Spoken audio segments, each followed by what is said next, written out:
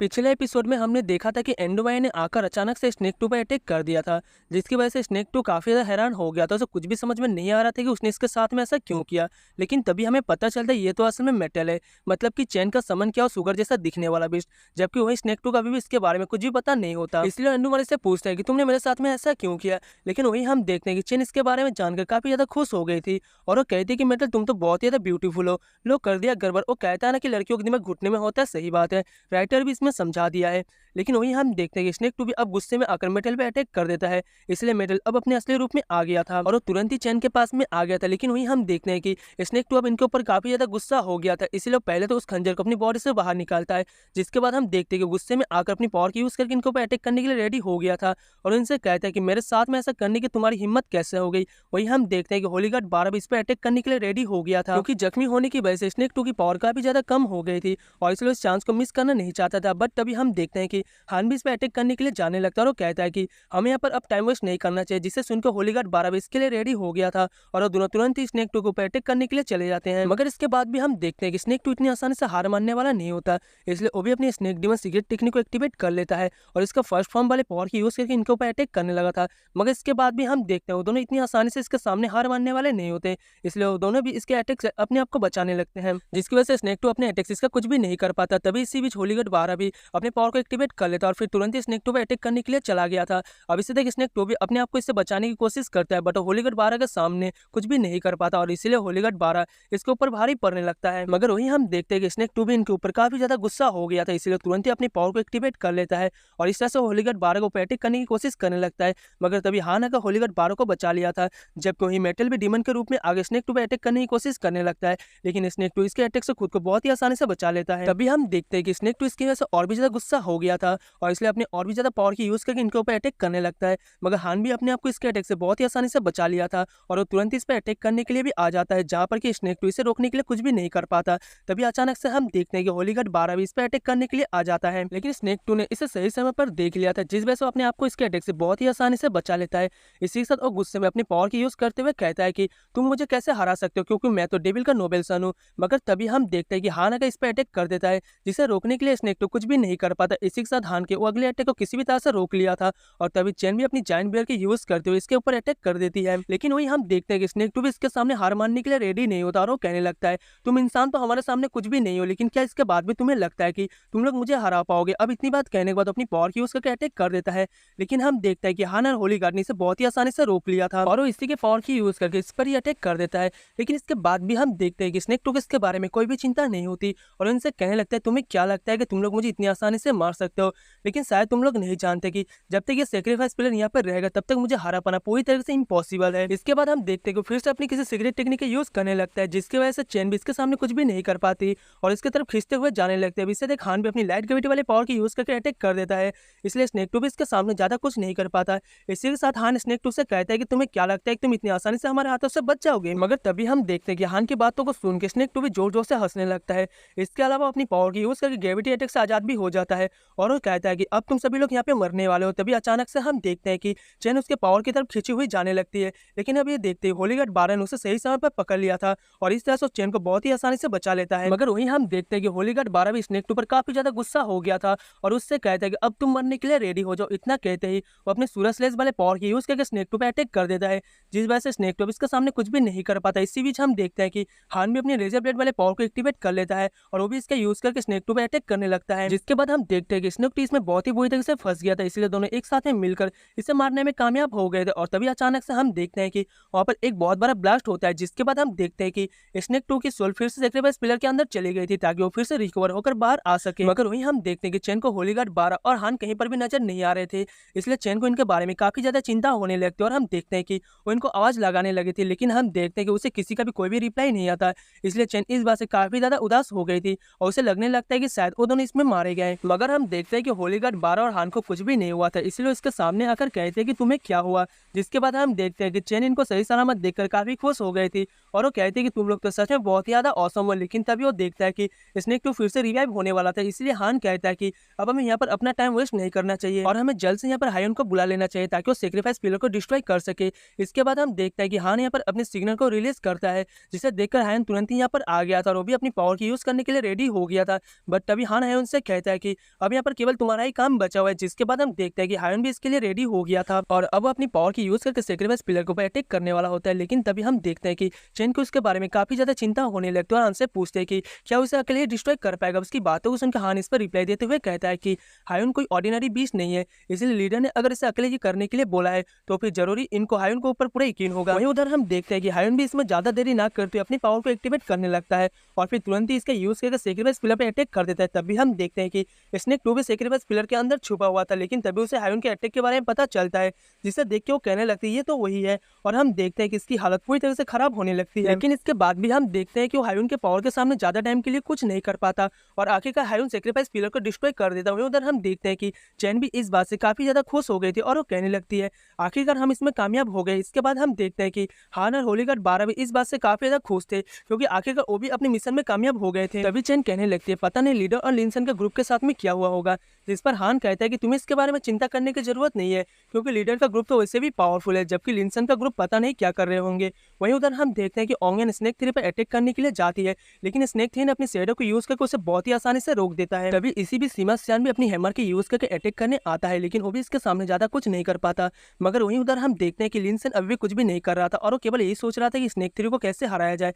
तभी उसे एक आइडिया आता है कि स्नेक थ्री की असली पावर तो इसका शैडो है, इसलिए अगर हमने यहाँ पर रोशनी का यूज कर दिया तो फिर इसकी वजह से अपने शैडो का यूज नहीं कर पाएगा। वहीं उधर हम देखते हैं कि सीमा सियान और ओंगियान अभी भी स्नेक थ्री पर अटैक करने की लगातार कोशिश कर रहे थे, लेकिन स्नेक थ्री अभी भी इनके ऊपर भारी पड़ रहा था और इसलिए वो दोनों इसके सामने ज्यादा कुछ नहीं कर पाते। लेकिन तभी हम देखते हैं कि लिंसन अपनी फिनिश वाले पावर की यूज करके अटैक करने के लिए रेडी हो जाता है और वो कहता है कि अब तुम लोग इसके बारे में चिंता ना करो। लेकिन अभी भी हम देखते हैं कि स्नेक थ्री को इसके बारे में कोई भी चिंता नहीं होती क्योंकि उसे गलत फहमी थी कि लिंसन अपनी इस फोर्स उसका कुछ भी नहीं बिगाड़ पाएगा। मगर हम देखते हैं कि उसे लिंसन के प्लानिंग के बारे में कोई भी अंदाजा नहीं होता और इसलिए उसका मजाक उड़ाते हुए कहता है कि क्या तुम इतने टाइम से बस इसी चीज के बारे में सोच रहे थे। लेकिन तभी हम देखते हैं कि लिंसन इसके चारों अपने आइस फ्लेम वाले पावर की यूज कर दिया था, जिसकी वजह से यहाँ पर काफी ज्यादा उजाला हो गया था।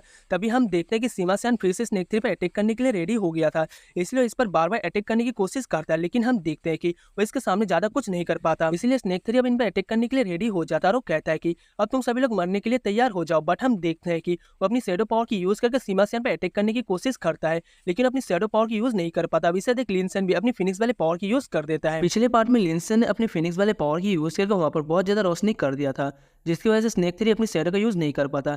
इसके बाद हम देखते हैं कि सीमा सियान इस मौका का फायदा उठाकर स्नेक थ्री पर अटैक कर देता है, जिसे रोकने के लिए स्नेक थ्री कुछ भी नहीं कर पाता और इसी वजह से उनके सामने कमजोर पड़ने लगता है। अब इसीलिए हम देखते हैं कि वहाँ पर काफी ज्यादा परेशान हो गया था और उसे कुछ भी समझ में नहीं आ रहा था कि अचानक से उसके साथ में ये क्या हो रहा है और आखिरकार उसकी शैडो कहाँ पर चलेगी। अब इस पर लिंसन उससे कहता है मैंने यहाँ पर चारों तरफ रोशनी को फैला दिया है और अब इसीलिए तुम अपनी शैडो का यूज नहीं कर सकते। मगर इसके बाद भी हम देखते हैं कि स्नेक थ्री इनके सामने इतनी आसानी से हार मानने वाला नहीं होता, इसीलिए वो फिर से अपनी शैडो को बाहर निकालने की कोशिश करता है। लेकिन वही दूसरी तरफ हम देखते हैं कि लिंसन इसे मारने के लिए रेडी हो गया था और सभी से कहता है कि तुम सभी एक साथ मिलकर इस पर अटैक करो। जिसके बाद हम देखते हैं कि होली गार्ड 11 भी इसके लिए रेडी हो गया था और तुरंत ही अपनी आइस पावर की यूज करके इस पर अटैक कर देता है।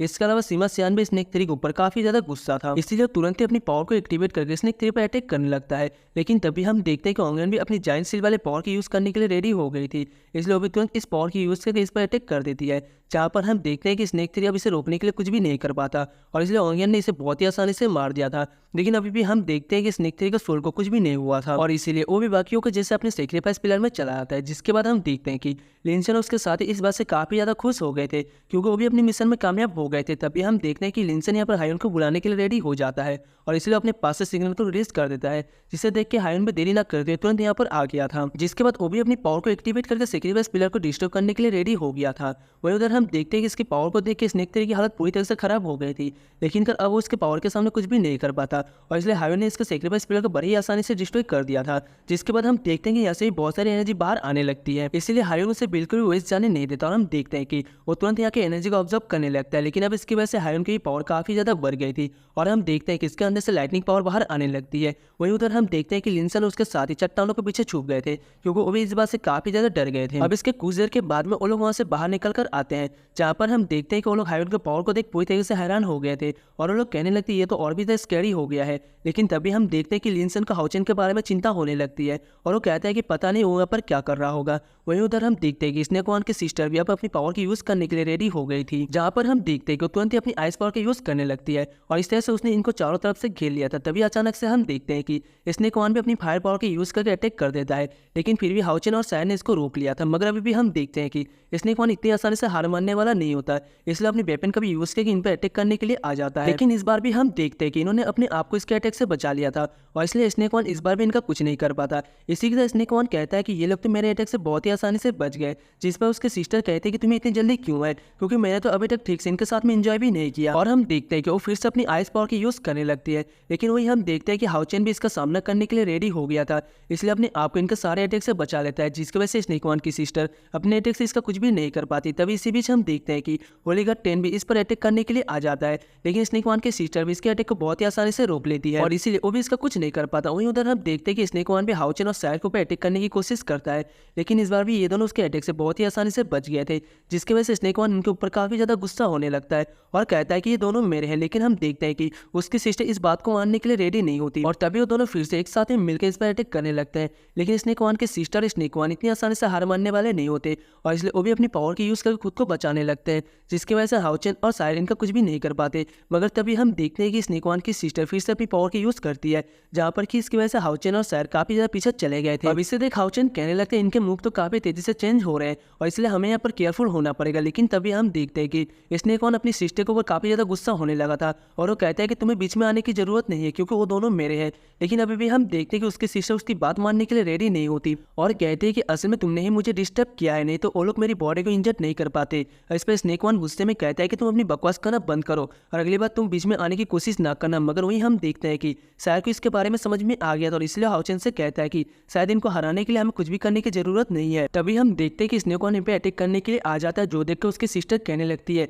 तुम्हें क्या लगता है कि मैं इसमें इंटरफेयर नहीं करूंगी, क्योंकि अगर तुम इसमें मारे गया तो मैं भी इसमें मारी जाऊंगी। अब अपनी सिस्टर की ऐसी बातों को सुनकर स्नेक वन और भी ज्यादा गुस्सा होने लगता है और वो कहता है कि मैं अकेले इनको देख लूंगा। अब इस पर उसके सिस्टर कहते हैं कि अगर तुम अकेले जीत पाते तो फिर तुमने मुझे यहाँ पर क्यों बुलाया। वही हम देखते हैं कि हाउचेन और सायर इन पर लगातार अटैक कर रहे थे, इसलिए स्नेक वन भी अपनी पावर की यूज करके इनके अटैक को रोकने लग गया था। तभी इसी बीच हम देखते हैं कि सायर फिर से इस पर अटैक करने के लिए आ जाती है, लेकिन स्नेक वन ने भी इसे देख लिया था और इसीलिए तुरंत ही अपनी वेपन के यूज करके इसके अटैक को रोक लेता है। मगर तभी हम देखते हैं कि हाउचेन का एक बहुत अच्छा चांस मिल गया था, इसीलिए तुरंत ही अटैक करके इसके एक हाथ को काट देता है। जिसके बाद हम देखते हैं कि स्नेक वन इस बात से काफी ज्यादा परेशान हो गया था और वो कहने लगता है मैं अपनी बॉडी को मूव क्यों नहीं कर पा रहा, और वो अपनी सिस्टर पे भी गुस्सा करने लगता है और वो कहता है कि तुम यहाँ पर क्या कर रही हो। जिसे सुनकर उसके सिस्टर भी गुस्सा होते हुए कहते हैं कि अगर तुमने इस बॉडी को मुझे हैंड ओवर कर दिया होता तो फिर वो किसी भी तरह से हमें इंजर नहीं कर पाते। लेकिन स्नेक वन भी इसकी कोई भी बात मानने के लिए रेडी नहीं होता और इसलिए उसकी सिस्टर इसके ऊपर गुस्सा करने लगती है। अब इससे देख हाउचेन भी अपनी साथियों से कहता है कि ये हमारे लिए सबसे अच्छा चांस है और अब इसलिए हमें इसमें कोई भी देरी नहीं करना चाहिए। जिसके बाद हम देखते हैं कि सायर भी इसकी बात मानने के लिए रेडी हो गई थी,